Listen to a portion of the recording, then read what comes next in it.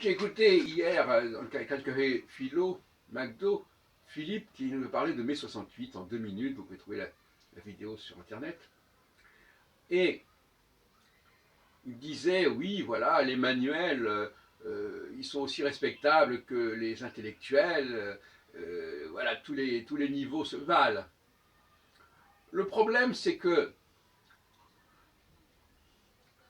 le chômage est la preuve de la dépendance des manuels par rapport à leurs dirigeants. Le chômage est humiliant à plus d'un titre. Il n'est pas seulement humiliant parce que la personne va devenir allocataire ou parce qu'elle n'aura plus d'argent, etc. Non. Le chômage prouve qu'il y a une source et que cette source peut se tarir. Le chômage, c'est le tarissement de la source. Et le tarissement de la source, ça veut dire qu'il y a une source. Et que cette source, elle ne dépend pas du travailleur.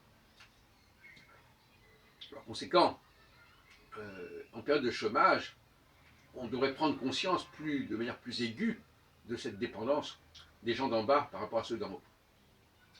Et puis, je voudrais aussi insister sur un autre aspect du travailleur et de la machine de manière générale, et de la travailleuse, parce qu'en fin de compte, beaucoup de femmes travaillent, sont des travailleuses.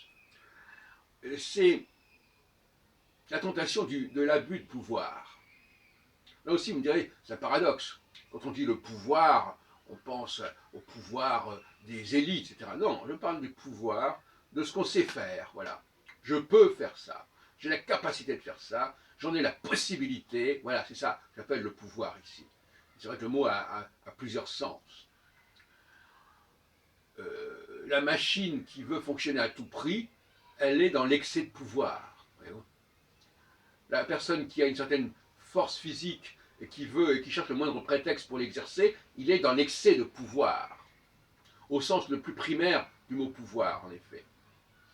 Il y a là un abus de pouvoir d'en bas par rapport à un abus de pouvoir en haut. Ils ne sont pas du même ordre.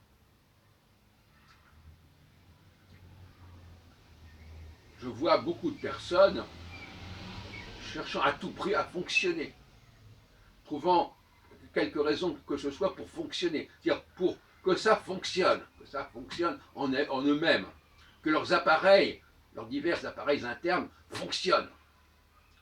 Que ce soit le fait de faire un enfant, c'est aussi une façon de fonctionner. Le fait de parler, d'ébiter, de rapporter, de raconter, c'est aussi une façon de fonctionner. Alors, je voudrais quand même distinguer entre le fait de fonctionner quand il s'agit de répéter des choses et de fonctionner quand, par exemple, là je suis en train de vous parler, on ne peut pas dire que je fonctionne au même titre que quelqu'un qui répéterait indéfiniment et simplement les mêmes propos et les mêmes gestes. Donc là aussi, voyez-vous, il y a des différents degrés de fonctionnement. C'est pour ça que tous ces mots-là, le fonctionnement, le pouvoir, le travail, tout ça sont des expressions qui sont extrêmement ambiguës et qui n'ont pas le même sens selon la catégorie à laquelle on appartient, selon le contexte dans lequel on se situe. Mais je suis obligé de dire qu'à tous les niveaux, il y a des abus de pouvoir. À tous les niveaux, il y a un certain type de travail qui est effectué. À tous les niveaux, il y a un certain type de fonctionnement qui se joue, mais ce n'est pas du même ordre. Et je dirais en terminant que ce qui me frappe le plus quand j'écoute des gens comme Michel Onfray, etc., c'est qu'ils sont acycliques. C'est-à-dire qu'ils ne croient pas qu'il y a une cyclicité. Ils croient que cette cyclicité, elle dépend de nous. Or, comme je l'ai écrit, comme je l'ai dit tout à l'heure, à propos de la lettre aux Éphésiens et aux Hébreux et de Jérémie 31, il y a des choses qui sont en nous et que nous ne contrôlons pas, qui sont inscrites en nous, dans notre cœur. Eh bien, l'astrologie fait partie aussi de cela.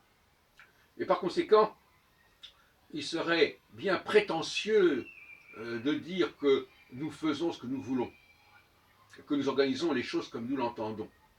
Ce qui sous-tend, effectivement, le discours démocratique des élections. On élit quelqu'un, il a un programme, il a un programme pour tant d'années, il va appliquer ce programme. Ça, c'est la naïveté de Michel Onfray.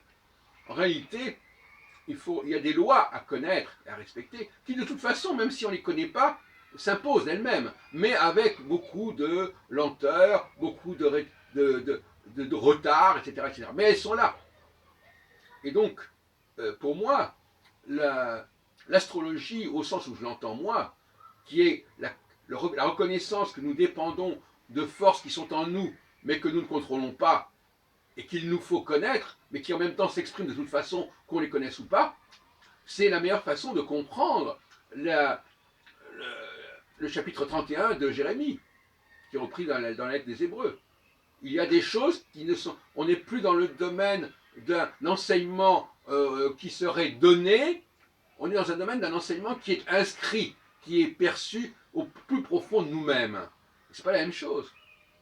Et le XXIe siècle doit impérativement accepter cette idée qu'il y a des choses qui sont gravées en nous, que nous captons, des informations que nous captons subconsciemment, et il est regrettable que les travaux de Freud et Jung sur l'inconscient, le subconscient, n'aient pas abouti à cela, bien que la médecine aussi nous renseigne là-dessus, n'est-ce pas?